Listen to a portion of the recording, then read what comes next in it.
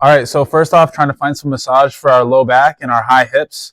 So find a bench or some sort of stool that you can put your feet up on, and you're going to scooch your hips close to this such that you're about 90 degrees at the waist and 90 degrees at the knee.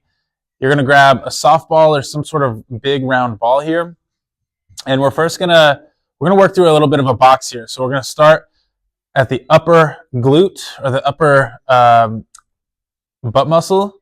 So if you find your hip bone, you're going to be right underneath that hip bone.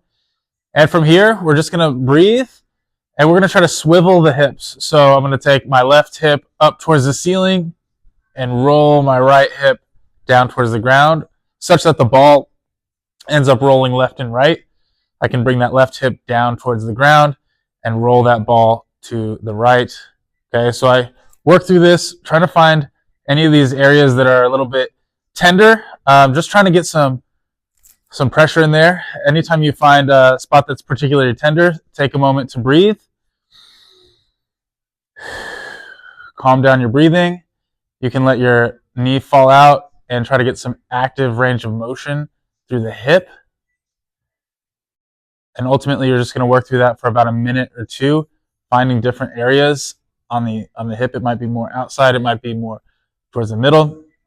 But breathing through these and then down and move that. We're going to work through this from that lower hip.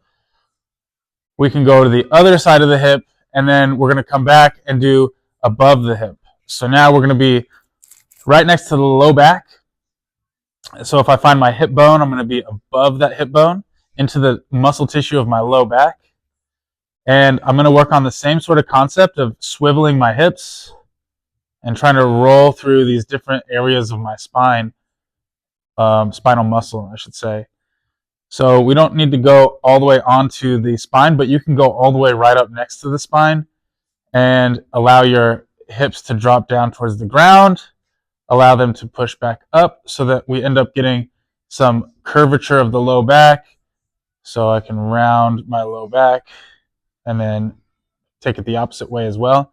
Just trying to get some movement and motion. This ball, yeah, it's good to have massage into the muscles, but it's also a tool that helps us get motion through those joints of the low back that notoriously don't get a lot of motion. So don't be concerned if you feel like you can't tell what's going on there. That's part of why we do this, and part of why we're going to follow this up with a lot of motion, dedicated motion.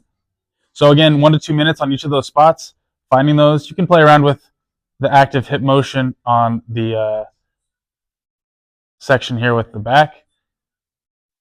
And yeah, work through it. You got 4 sections: upper hip, lower back, lower back.